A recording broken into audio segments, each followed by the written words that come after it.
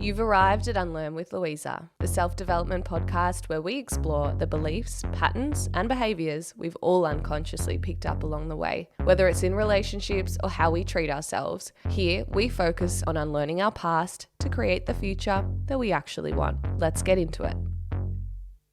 Welcome back, Unlearners. Welcome to today's episode. I hope you guys are having a wonderful start to your year, and look, situationship is what we're talking about today. Now, if you haven't been in a situationship and you've clicked on this episode and you're like, what does that mean? Well, consider yourself really lucky because situationships can really make or break you.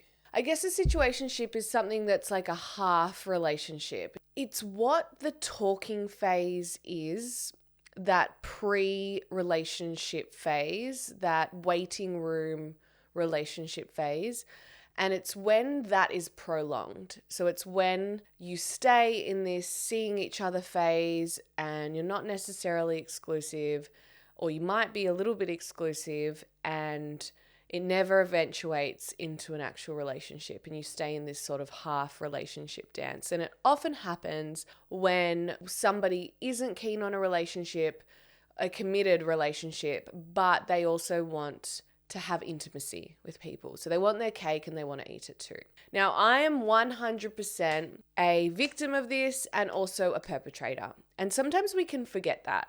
Like, I can definitely fall into that trap, or I have in the past, where I go, okay, this person, why did they lead me on, or why did they do X, Y, and Z? And then I look at my own behavior and I'm like, hang on a second. I was exactly the same. You know, I wasn't looking for a relationship, but I was engaging in a way that was as if I am in a relationship, but I wasn't willing to commit. So it's important that when we're looking at healing from a situationship, or we're looking at our situationships, that we also come from a place of responsibility.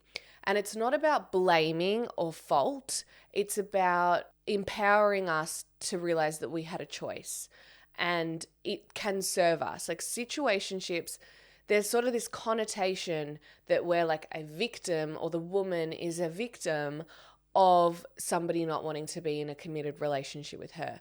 But that can definitely not be the case. Like, a situationship can actually work in the sense that if you're a woman, you want to be single, but you still want to have engagement with men that's either sexual and intimate, or that takes you on a date, and you don't want to do that necessarily with a stranger every single time, and you like to go back to the same person, like, that is completely okay. You are empowered in your choice to do that. And it's important to regulate your mindset around that. And, you know, sometimes when things don't work out in situationships, we can put a lot of blame on the other person for why it didn't work out. And in some cases, obviously, this is case by case and context is really important. But as a theme, there is often a pattern where we can like put the blame on the other person and go, oh, that didn't work out. And why did they engage with me when it didn't and eventuate to something? And we can get in this really like painful indulgence around it. But when we actually look at the circumstances, we actually look at the fact that we don't really want to be with them either. We don't necessarily want to be in a relationship with them because they don't want us, and, you know, there's certain values that aren't right for whatever reason. So if you're going through a situationship currently, or if you've just ended one, or if you're missing an old situationship and you're romanticizing one, try and stay grounded to the reality of the situation. I know I talk about that a lot, but it's important to not lie to ourselves about the dynamic. I think that's the first step. We need to be really brutally honest with ourselves about the fact that we can do anything in life as long as we're willing to deal with the consequences. So you can go back to your situationship 155 times. That is your call. However, you also have to deal with the consequence of what that could feel like for you. So that might feel self-abandoning. That might feel like shit, or it might feel okay. You don't know. You have to explore, and you have to be connected to yourself, and you have to look after yourself throughout that process. And I hope this episode empowers you to do that, you know? Let me just tell you something about situationships. Sometimes we can come at a situationship with a narrative that because this person isn't my forever person, I won't get hurt. I can compartmentalize. We lie to ourselves and say, oh, because we're not going to actually end up marrying this person, I can just engage as I will and go in and out of their life and be intimate with them for a period of time or see them for a period of time, and it won't trigger me. But let me tell you, that is not the case. It can almost be more triggering when we engage with people that aren't going to be our person. Because there's often this story like, oh, they're not my person, so, I'm just going to have fun for a while. And absolutely, like, I urge you to do that. But it doesn't mean that you can get away unscathed. And what can be hard is the people around you, friends, family, they might not necessarily understand, especially if they're in happy long-term love, when you're getting hurt and your attachment's getting triggered by these people or by somebody that you're in this half relationship stance with, even though you don't want a future with them. Situationships can sting. They can really sting the attachment, and they can trigger our attachment. If you're somebody that's got an anxious attachment, be careful who you engage with a situationship, and be careful of the stories that you're telling yourself. A really successful situationship rarely will ever be between an anxious person and an avoidant person. There will usually be some sort of upset, emotional upset. But of course, at the same time, it's going to feel like, fuck, that person's a perfect person to have a situationship with.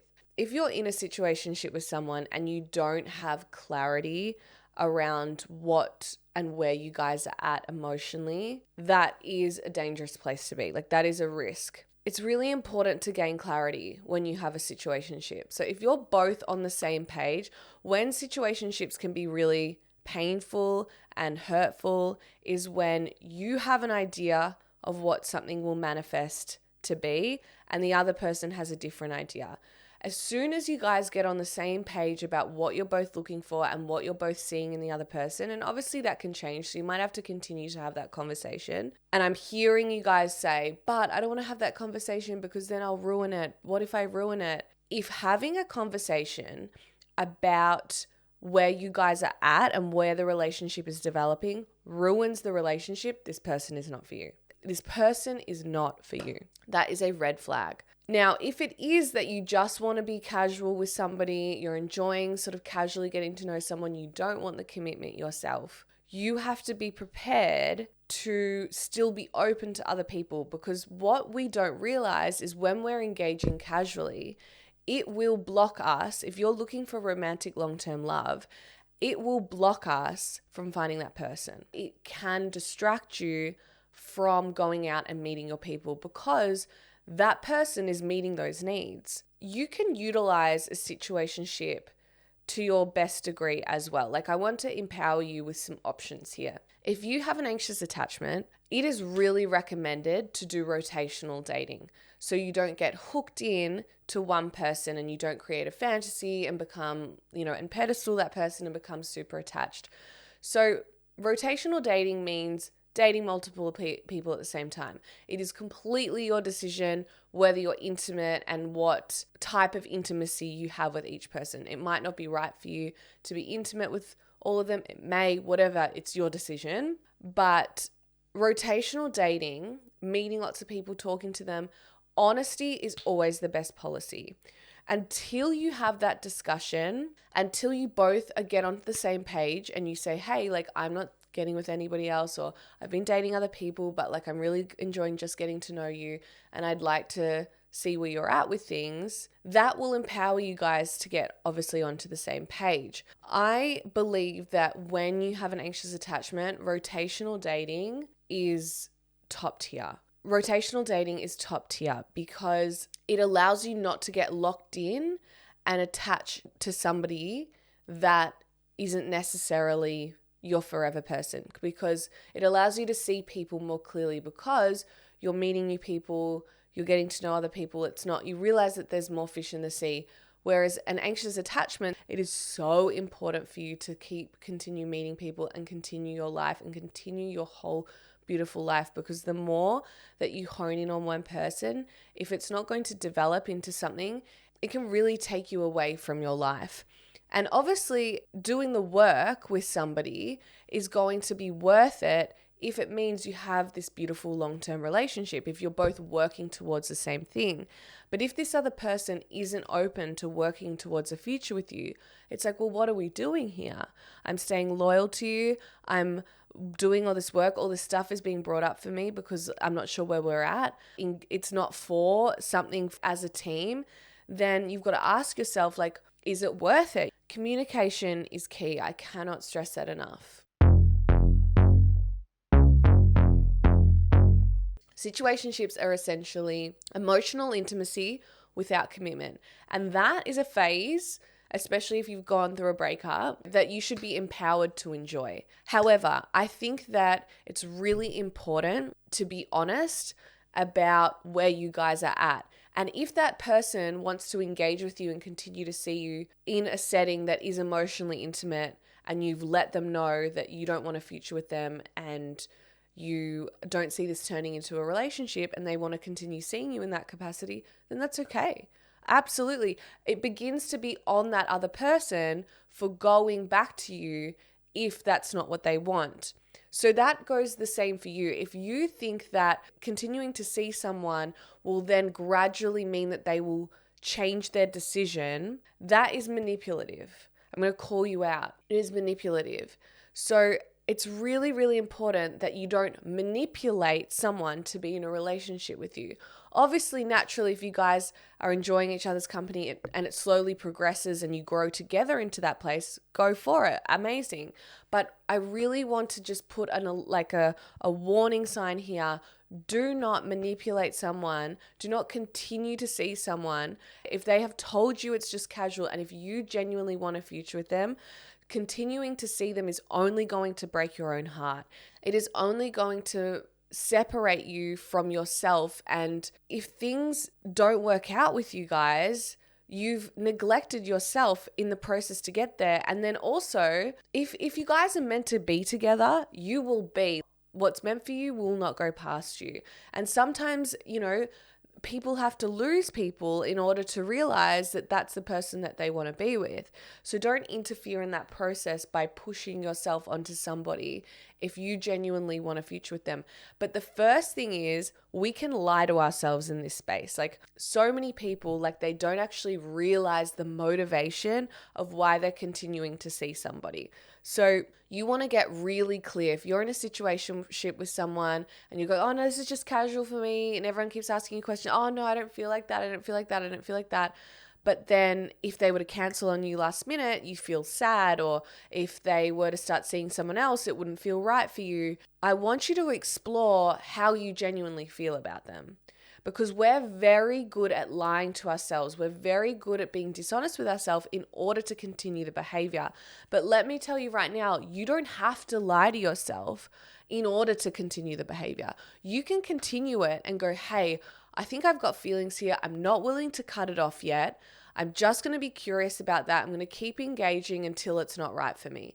That builds a strong relationship with yourself.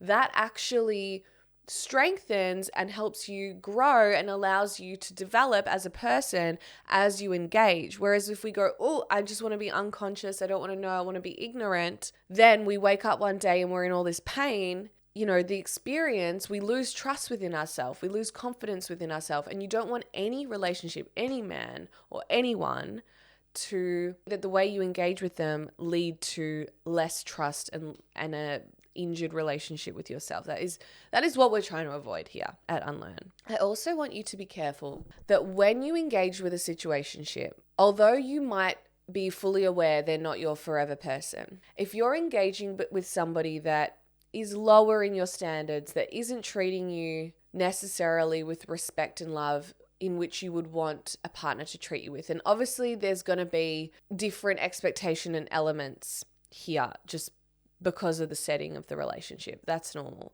But you won't get away with it. I believe relationships are an energy exchange. If you engage with high value people, you can have situationships with high value people that respect you, that are funny, that are honest. You will walk away from that experience feeling great, feeling energized.